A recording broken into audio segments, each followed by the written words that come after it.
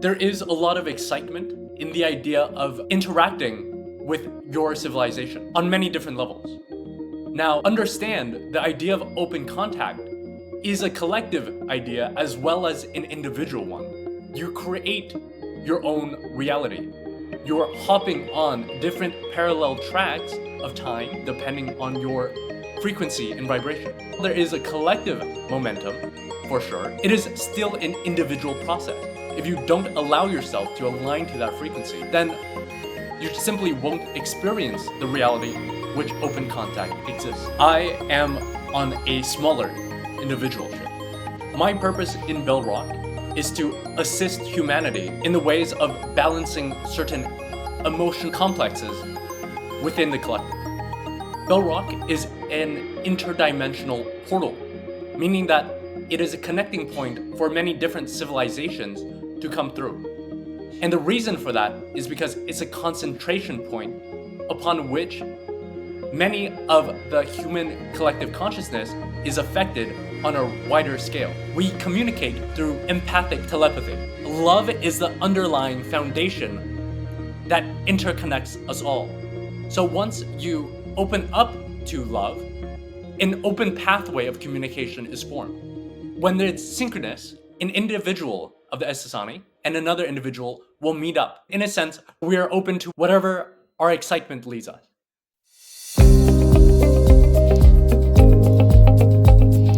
Welcome everyone to Soul Communication. I'm excited to start season 3.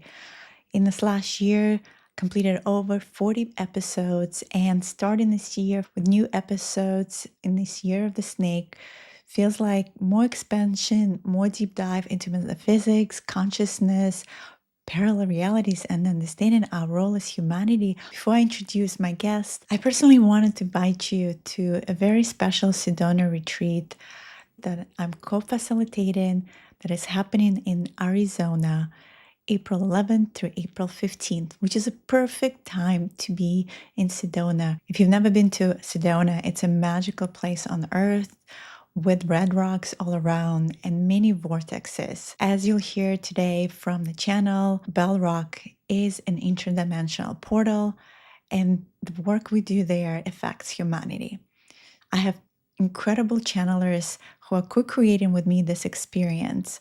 We're going to be bringing forth breathwork, meditation, kundalini activation, light language, live music, sound healing, and many other incredible experiences, hiking the trails, connecting to the elements, the sunrise codes, and anchoring the abundance codes, the codes of sacred co-creation that were coming through for me and my team as an important element to expand ourselves on a personal level and a collective level. If you feel in a resonance, please check out more information on quantumcodesretreat.com or reach out to me to learn more about this retreat.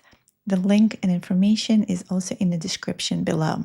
I'm excited to have Wang. He's an energy healer and a channeler, and he specifically channels the collective called Essasani. This is the same collective that Bashar is bringing through Daryl Anka. So today we're going to get to learn more about the civilization, about the hybrid children and the hybrid programs. Welcome, York. Hello.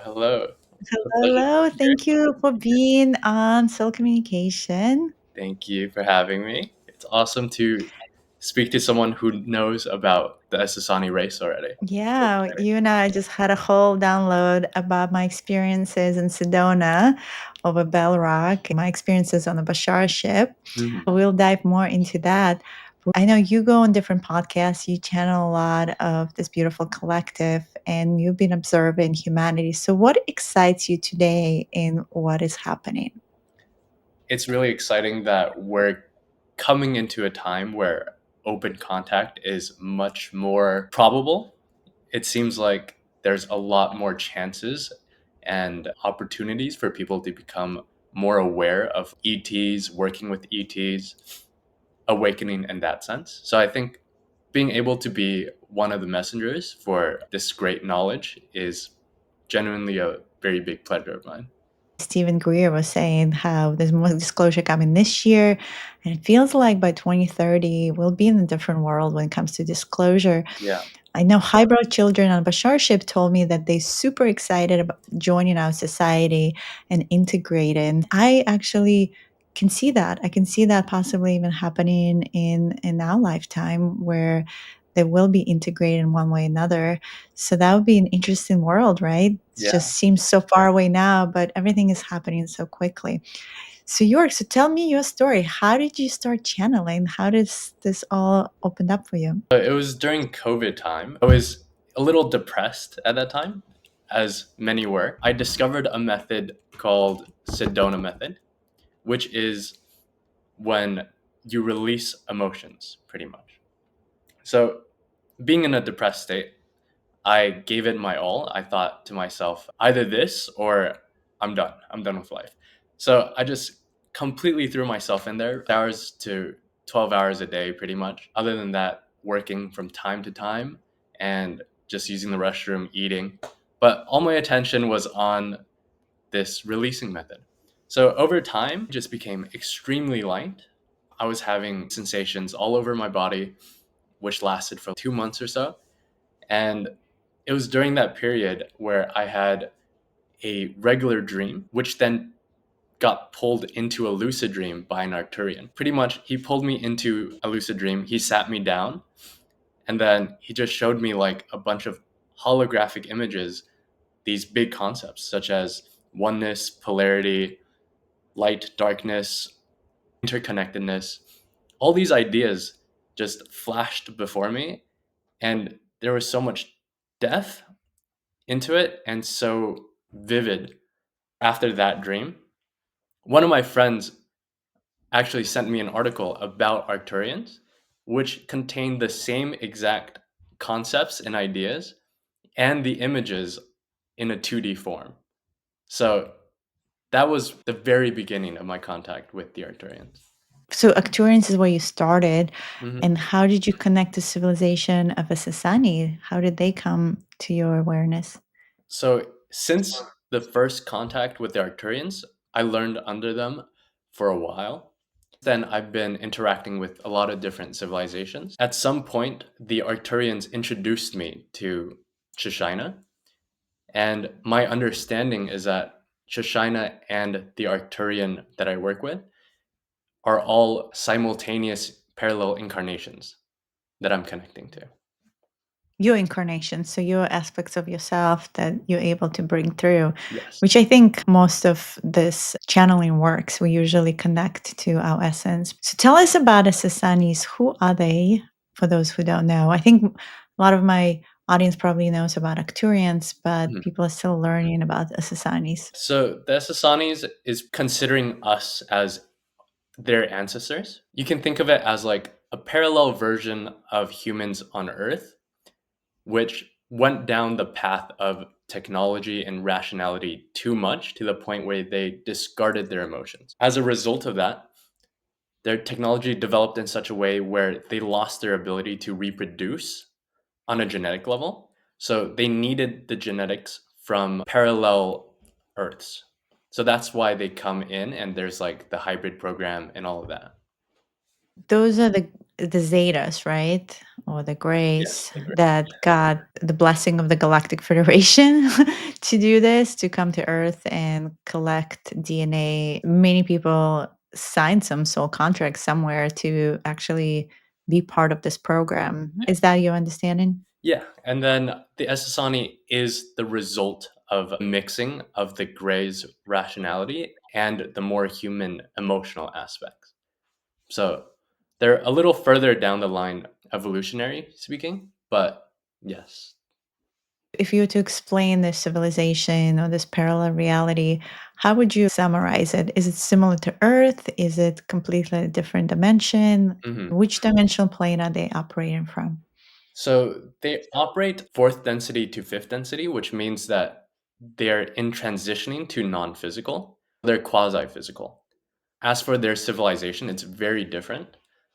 They don't have structure the same way that we do because their whole understanding of life is based on synchronicity and following their highest excitement. So that leads them wherever that takes them. Sometimes it's back at home celebrating, but other times it's communicating with people like us or other civilizations. So they are interested in interacting with other civilizations. How involved are they in Galactic Federation? Quite involved. They help with a lot of first contact as Bashar. There's also a bunch of variety in the civilization. Not everyone is a first contact specialist or in the contact program, so to speak. Everyone has their own interests. Sha'shaina is an individual of Essasani, but because each individual in Essasani has the ability to connect and pick up information from any other Essasani because they're collective, sometimes they come through as a we, but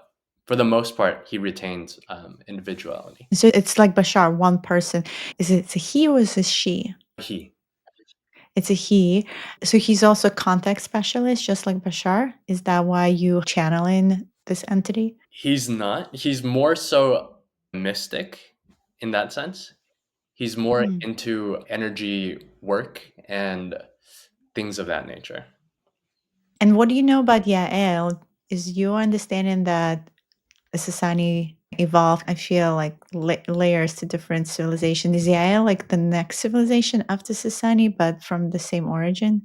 I'm not completely sure on that, to be honest. You can ask Sha'shaina if you like, Yeah, but I will. yeah. I'm curious. Yeah. Mhm. All right, let's bring in Sha'shaina if you're ready. Sure. Just give me a minute. And how do you connect? Is your process similar to Bashar's? How does Sha'shaina comes in for you? Usually he'll come in with a greeting as well. Greetings! How are you today as you create time and space? Hello, I'm really happy to meet you. Thank you for bringing your perspective. It is a pleasure, and we appreciate you for being a reflection of us. And understand we are only a reflection of you. I'm excited to talk to you because I had my own experiences on Bashar ship over Bell Rock several times, and I'm connected still to that ship, and I can see the hybrid children. Are you on the same ship, or do you have a separate ship? I am not. I am on a smaller individual ship. And is that ship also over Bell Rock? Correct. And why Bell Rock? Why specifically that location?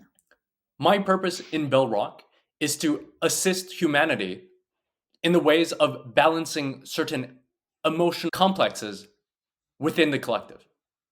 But why is that location more important than others? Why Bell Rock was chosen as the place to hover over and cloak? There's a lot of other vortexes on Earth. Why Bell Rock? Bell Rock is an interdimensional portal, meaning that it is a connecting point for many different civilizations to come through. And the reason for that is because it's a concentration point upon which many of the human collective consciousness is affected on a wider scale. So it's part of the energy grid, right? Correct. The Bashar ships is really massive ship. So you just proximately above each other. We are a little bit above his ship. I can see you guys now. Thank you so much. So what's your understanding of where we are as humanity? I know there's a lot of talk right now about disclosure. And from my experiences on Bashar ship, I know that hybrid children are very interested to be integrated in our society. There is a lot of excitement in the idea of interacting with your civilization on many different levels. Now, understand the idea of open contact is a collective idea as well as an individual one. You create your own reality. You're hopping on different parallel tracks of time, although it's not really a track of time. But to go along with the analogy, you're hopping onto different tracks of time depending on your frequency and vibration. There is a collective momentum, for sure. It is still an individual process. If you don't allow yourself to align to that frequency, then you simply won't experience the reality which open contact exists. So, do you think that humanity at this moment in time, or maybe in the next 5 years, will be ready for this type of contact, or is it still far out? Understand what we said just now earlier, which is that every individual person connects to a overarching, more collective reality. What that means is there is already a reality and many realities where humankind has had open contact with our civilization. But because you're not in that vibration at the moment, you can't perceive that as your reality. You don't perceive it in anywhere. Does that make sense? Mhm. It does. When I was saying disclosure, I was thinking like physical, more public appearance versus having our own personal experiences, because, of course, the personal experiences are always available. I was just thinking as something that humanity as a whole is now open to receive. But that's what we are saying. We're saying that Yeah, your individual frequency and vibration affects the reflection of the whole. that makes sense. In terms of Yahel and Essasani, if you can describe the difference between those two civilizations. The Yael is slightly more in tune or has more ability to perceive certain emotional dimensionality. So it also started as a hybrid program. Is it more DNA of humanity that's been used in terms of hybridization? Yes, And are they also involved on your ships, or they have their own? Where do they reside? not on my ship particularly, but from time to time, they'll board other ships of contact specialists. Sometimes they do have their own craft as well. It just depends on the circumstance. And the beings that don't live on ship, do you also have planets that you reside on as well? Yes, we do. And how does that civilization look like? How different is it from our experience on Earth? To give you a little description, our structures of buildings and that sort is much more eco-friendly in the sense that it works together with the environment. The animals on our planet don't have any need to fight for their existence. So there's no aggression within the animals, plants, and flora on our planet. This means at any time we can have synchronous dances or orchestrations of happy moments with these animals, plants, and structures. And where exactly are these planets? Are they in certain constellations within the Milky Way? The main civilization of Essasani is near Orion. You mean Orion system? Yes. What can we as humanity learn from Essani to advance our consciousness? Any advice that you have for us? Because we're going through a lot of turbulent transitional time. Maybe there are some things that we can do that will help us through this change. The first thing that we always recommend is the idea of the excitement formula. Would you like us to break it down for you? Yes, please. All right. The excitement formula goes like this: follow your excitement to the highest degree possible at any moment, at every moment. Always remain in a positive state, regardless of what happens. Have no insistence or resistance towards what happened. As you do this, negative beliefs will come up. At that time, investigate and inquire what those negative beliefs are that's creating that experience of reality, and replace it with beliefs that you do prefer. And lastly, repeat. Do that all the time.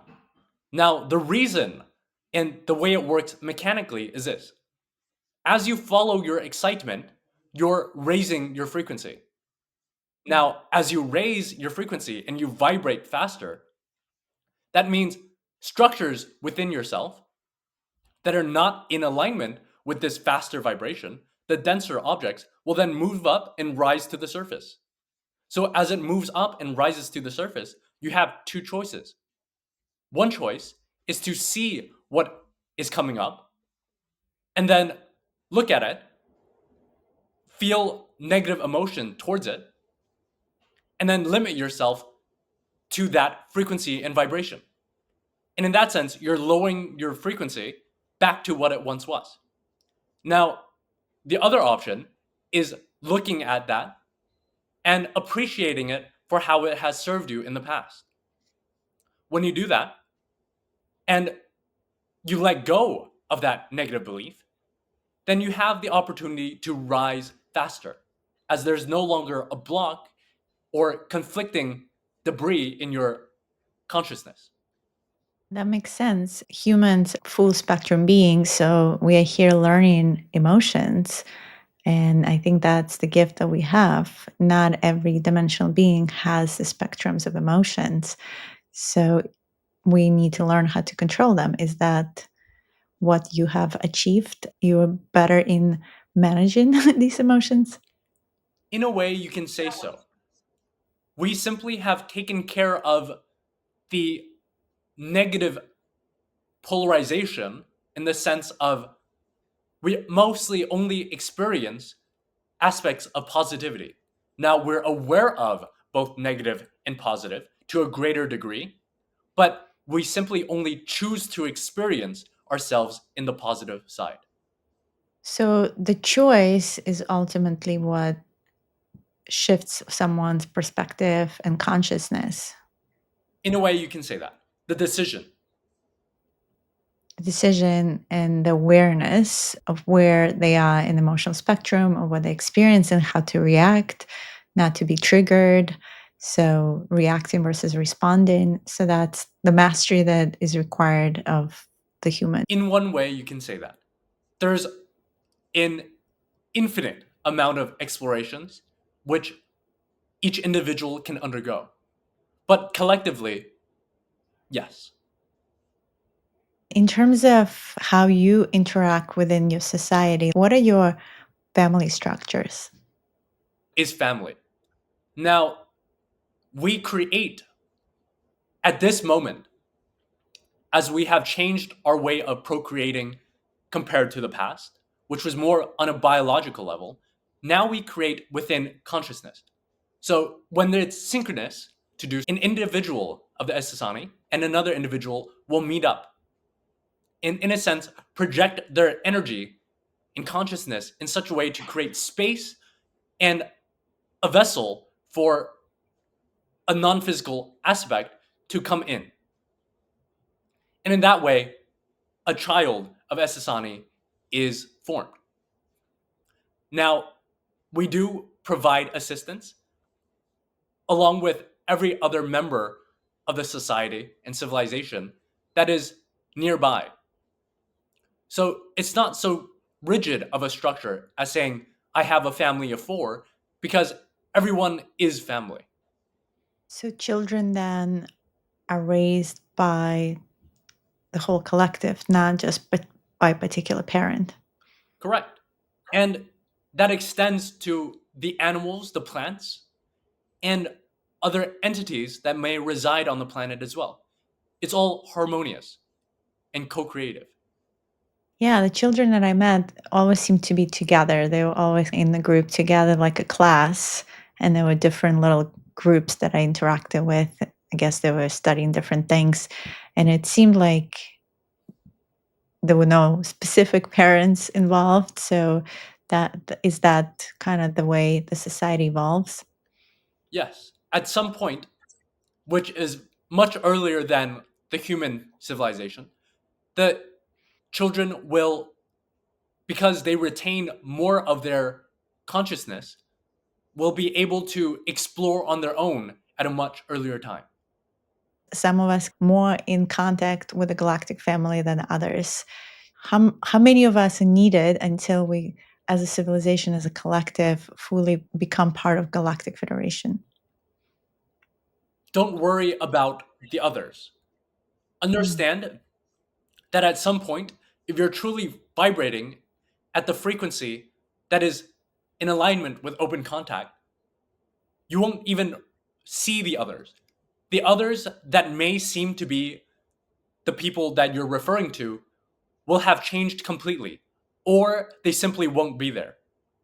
So I think what you're alluding to is this bifurcation that's, I think, is happening, what they call 5D New Earth, that some of us are shifting to. The ones that not choosing that type of reality are staying behind. And I think Bashar always talks about that. Some of us are choosing different vibrational bandwidth. Yes, you can see it as two timelines diverging and one choosing the experience of a particular timeline while the other one chooses to remain. So it's not good or bad, it's simply an exploration of consciousness. So we are staying on the same physical earth. It's just we experience in reality differently from our frequency bandwidth. At the time, yes, but as they diverge off to a certain degree, it will be a completely different Earth. And what kind of earth will it be?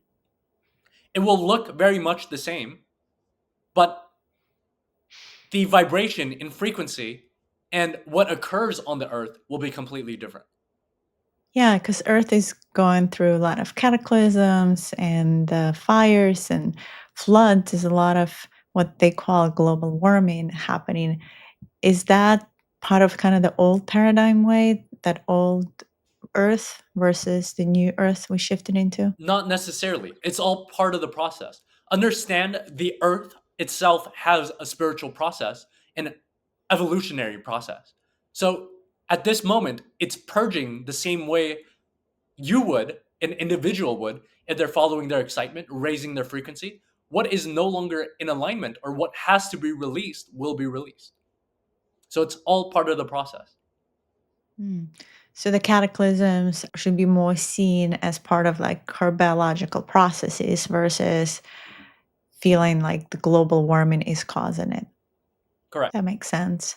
Is there anything else as some of us who are more evolved can do for Earth to help her through her journey? First, focus on yourself. Follow your highest excitement in every moment. And as you do, if you're truly following your excitement, you'll be of as much service as you can to everyone around you, Earth included. What about channeling codes, specifically light language, source language, as I call it? A lot of us opening up to that ability. I'm helping many to tune to their original languages of the galaxy, different frequencies coming through from different star systems. Is that an evolution that's going to be accelerating for a lot of the humans?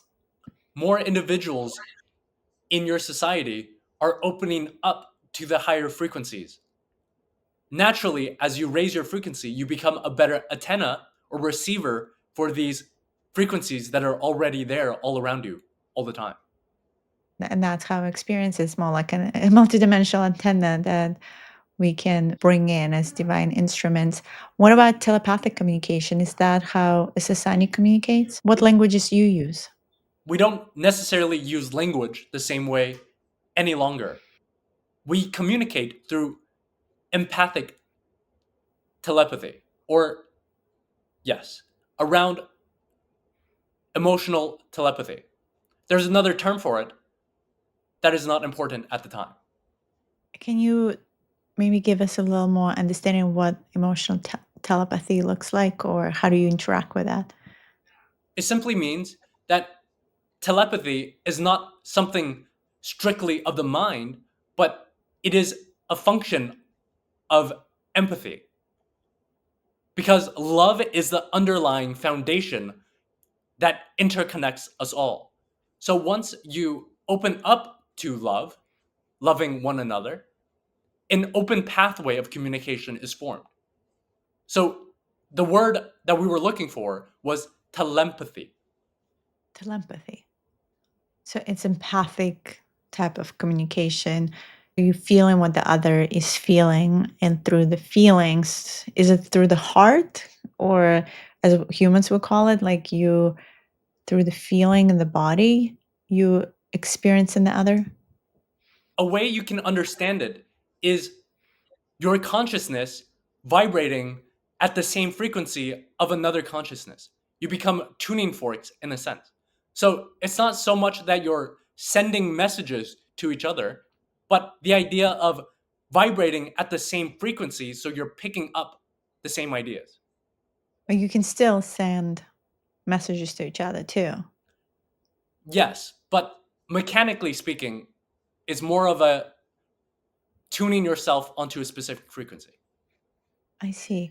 Do you experience individuality then at all? Or is it more like a collective experience? We do experience individuality for most of the time. It's only when we feel the need or synchronistically an event occurs where we all sync up in a sense and communicate and experience in that way. So individuality is still the main mode of apparatus. I'm trying to imagine your gathering. Is there music involved? Like, how would a Essasani gathering look like? Community gathering? At times, there is music involved, but our music is very different than how you imagine music to be because we're more sensitive to certain sounds and frequencies and we experience it in much more depth. So that means what you perceive to be a boring note can send us into a cascade of emotions in dimension. If you don't use music, what other activities do you do together? We're not saying we don't use music. We do have music. Just different kind of music. It is a co-creation between all the aspects on our planet many of the time. So not just us making music, the Essasani, but other animals as well, plants, all co-creating at the same time. Other than that, we take particular interest, some of us, in sculptures, but at the same time, we're still using different materials. Most of the materials we use is a nanotechnology, which doesn't last or create a permanent structure as it can change simply through our conscious thought. We take other materials from time to time from other civilizations as well and use that for art. Are there any other activities that you do that brings like collective gatherings together? That is all synchronous. Hmm. We don't necessarily plan out a specific gathering or time, but if the time calls for it, we're all drawn to the same place at the same time without needing to plan ahead. That's how it works. If everyone is drawn to the same place, what usually happens? Do you eat? Do you have food of any kind? What do you guys do? How do you celebrate? There isn't necessarily a separation between us individually and us collectively celebrating because we're celebrating all the time. We're Mhm. celebrating existence all the time. However, we do understand what you mean in the sense of what activities do we partake in. But at the same time, it changes from time to time. There's no set thing or aspect that we do as a collective when we come together. Sometimes it's swimming together, sometimes it's playing certain games, sometimes it's creating music, sometimes it's communicating ideas about different civilizations that we explored. There's all sorts of activities going on. And to my question about food, what do you usually consume? Or do you have to consume anything? We don't necessarily have to consume it unless we choose to. Most of the time, now, our physical body is simply a symbol in the physical to symbolize or represent certain processes which are taking place non physically. So, in that sense, if you put our bodies into a telescope, you'd find that a lot of our anatomy has lost their function, so to speak. But if you were to consume, what would that be? It could be anything. So your body doesn't require like a certain liquid or something to maintain it. No. We can sustain ourselves purely off the non physical if we choose. And how long can you sustain this body? How long does it live? It can live for long periods of time 300 years, 500 years, longer than that. It depends what the body is exploring and what is necessary for that particular incarnation. How does incarnation work for you? Do you create another body that your consciousness moves into? I know Arcturians do that, they grow that. We don't necessarily put a restriction on living the same life in that sense. So we are open to whatever comes, whatever our excitement leads us. If you dine and this body's dying, can you choose another body for your consciousness to move into? Some can, that is possible. Many of us just simply allow our soul to choose. Okay, so you die and then the soul on the other side already decides what it wants next, Correct. whether to incarnate as Essasani or perhaps a different being in a different star system altogether. Correct. Thank you so much for this beautiful perspective of your civilization. Is there any final message for the audience? Now is an important time for you to look within yourselves. Remember, everything that seemingly happens outside of you is only a reflection of yourself, your consciousness. So, in times of open contact or disasters, look within yourself and see how you react to it. What beliefs do you have around your environment, about yourself in relationship to that, about the sovereignty of the people around you? All these things are very important for your own growth. Take this opportunity, if you'd like, to look within yourself. Understand all information is only a reflection of your own consciousness. If you didn't have the capacity to recognize or understand that information, then you simply wouldn't understand anything. But the fact that any of this makes sense to you means that you already contained it within yourself. So use this time wisely. And as you do, many things will unfold. Our unconditional love to you, and we look forward to conversation in the future. Thank you so much. Aveo. Hello. Hello. Are you present when you channel? I'm present. I'm like in the back seat. It's also like a little daydream. Daydream. How did it start for you? You just was there like a class you took? How did this process work that you all started channeling? So, like I said, I started with the Arcturians Experience, in the right? dreams, and then I was learning to heal from the Arcturians. Through that process of communicating with them in that way, all I really had to do was just start speaking what was being received. Yeah. Beautiful, yeah, like an antenna.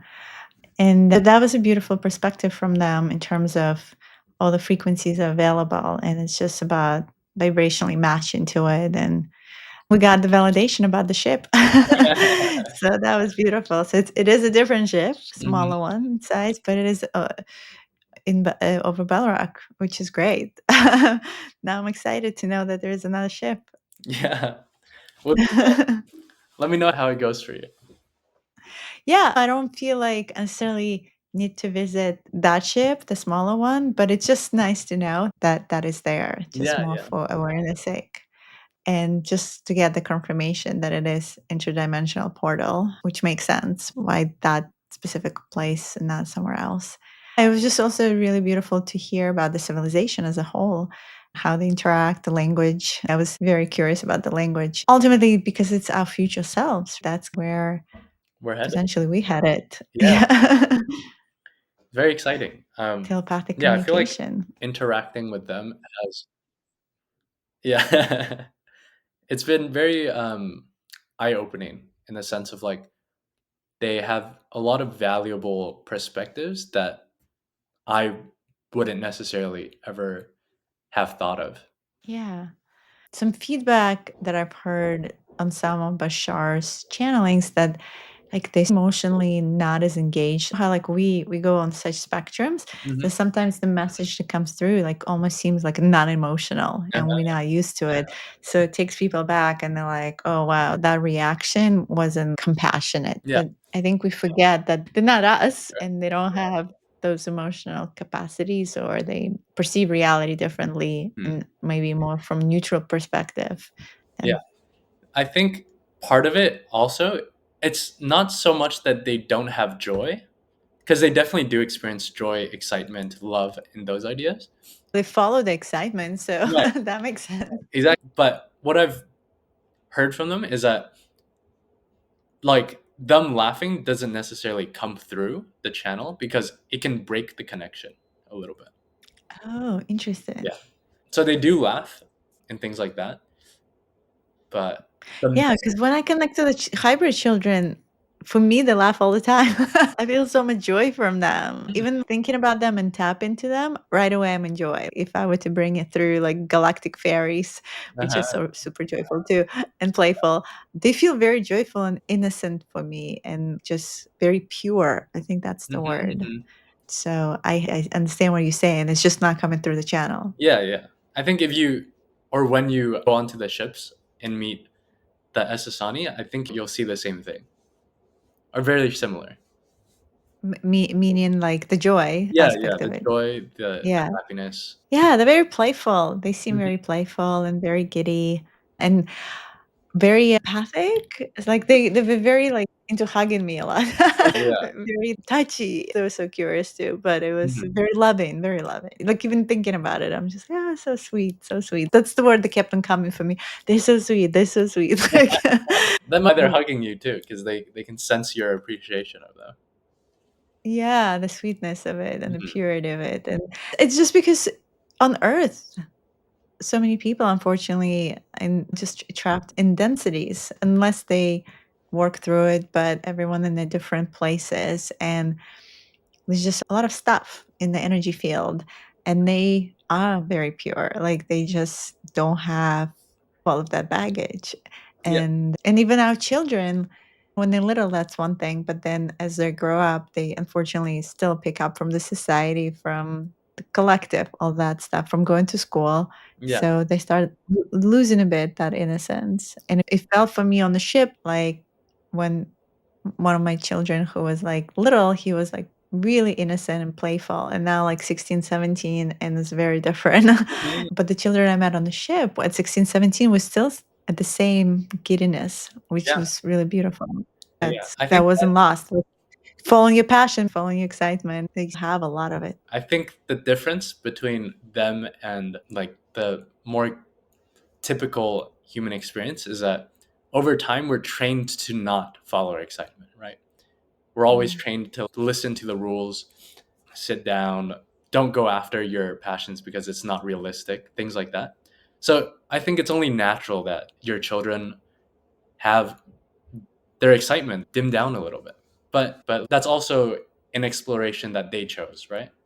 Like their agreement to come to this earth to experience transforming that into something positive to show others Mhm. that they can do the same. So I think that's a wonderful exploration. Of course, it's a part of this co-creation process that we all chose, Mhm. you too, to Mhm. be here and then transform and go through the depression, all those emotions and things that we had to experience, like the darkness to appreciate the light, and the other way around, and ultimately integrate that into the next evolution of ourselves, the versions of ourselves that as Essasani already know that what that can be. Mhm. What I found really interesting when I was asking about the gatherings and the celebrations and Mhm. how it's like, oh, we don't know. And when I go to Sedona, for me, I call it Sedona Donut. It's like some of these places on Earth where it's like more 5D and not 3D. Everything is real time. So there's no plan. You can have a plan.